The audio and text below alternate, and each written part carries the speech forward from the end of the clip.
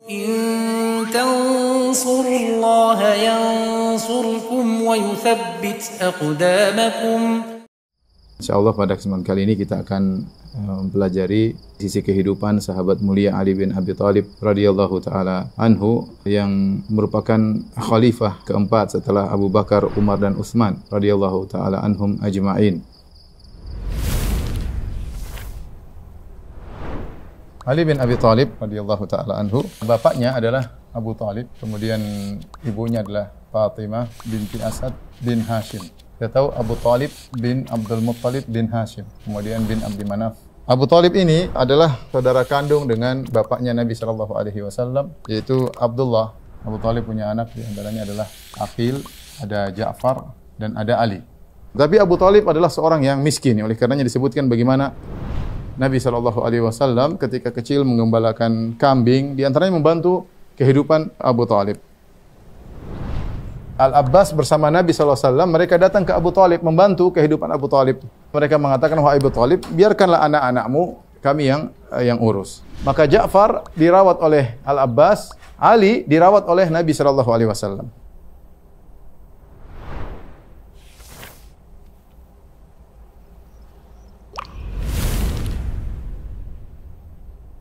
Adapun keutamaan Ali bin Abi Thalib sangat banyak ya. Di antaranya Ali bin Abi Thalib sejak umur 5 tahun atau 6 tahun sudah dirawat oleh Nabi sallallahu alaihi wasallam. Dan disebutkan oleh Ibnu Ishaq rahimahullahu taala, setelah Nabi sallallahu alaihi wasallam memproklamirkan dirinya sebagai seorang nabi, maka yang pertama beriman adalah Khadijah radhiyallahu taala anha. Kemudian Rasulullah menawarkan Islam kepada Ali dan akhirnya Ali pun masuk Islam. Oleh karenanya para ulama sepakat bahwasanya anak kecil yang pertama kali masuk Islam adalah Ali bin Abi Thalib. Subhanallah, Allah berikan kemuliaan bagi Ali bin Abi Thalib, dirawat langsung oleh manusia termulia di alam semesta, yaitu Nabi Muhammad sallallahu alaihi wasallam, kemudian dinikahkan dengan putrinya Fatimah radhiyallahu taala anha.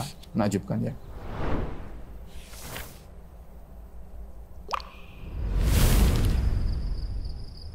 Saat itu Nabi harus berhijrah dan harus ada yang menyamar sebagai Nabi SAW untuk tidur di tempat tidur Nabi dengan berselimutkan dengan selimut Nabi. Siapakah yang menjadi korban atau yang rela berkorban untuk menyamar menjadi Nabi padahal Nabi mau dibunuh? Dialah Ali bin Abi Thalib radhiyallahu taala anhu, seorang pemuda yang sangat berani. Ketika Rasulullah SAW sudah berhijrah, Ali nyusul. Dalam riwayat berhijrah yang beberapa orang wanita, rombongan wanita berhijrah, dalam riwayat Ali bin Abi Thalib hijrah sendirian dari Madinah menuju Mekah jalan kaki, tidak naik kendaraan. Ali radhiyallahu anhu mengikuti seluruh peperangan Nabi sallallahu alaihi wasallam. Perang Badar, perang Uhud, perang Khandaq, Fatu Makkah, perang Hunain, perang Taif. Ali bin Abi Thalib tidak ikut perang kecuali perang Tabuk. Ketika dilarang untuk ikut perang Tabuk, maka dia bertanya, ya Rasulullah, kenapa aku dilarang?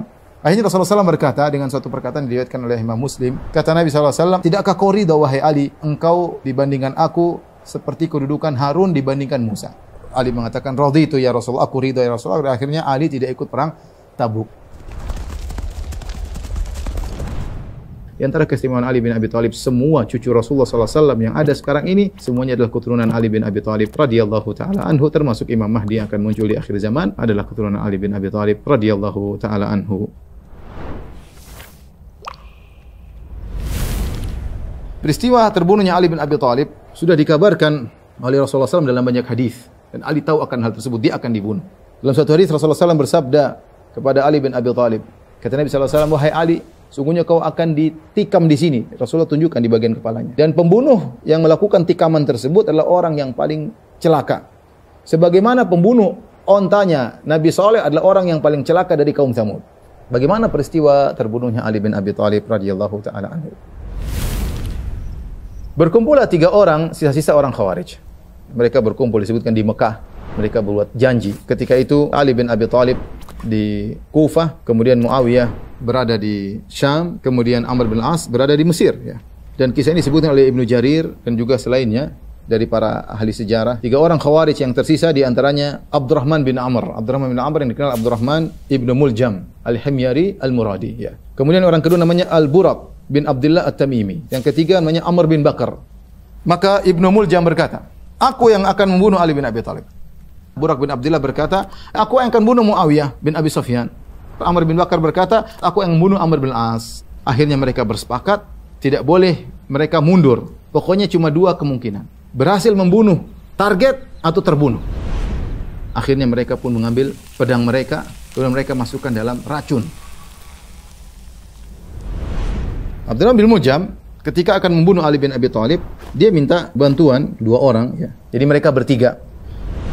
Maka berangkatlah mereka sebelum subuh sudah siap-siap di Masjid Kufah. Kebiasaan Ali bin Abi Thalib membangunkan orang-orang salat subuh. Maka mereka sudah siap-siap ketika Ali bangunkan orang-orang. Ali mengatakan, salat, salat, salat. Mereka kenal suara Ali bin Abi Thalib, maka langsung tiga-tiganya menikam. Menikam Ali bin Abi Thalib, yang lain salah, yang lain salah. Akhirnya yang kena adalah Abdurrahman bin Muljam. Persis dia menikam di kepala Ali bin Abi Thalib. Luar biasa Khawarij. Maka Ali bin Abi Thalib kena racun di kepalanya. Kemudian dia memperbanyak mengucapkan la ilaha illallah, la ilaha illallah.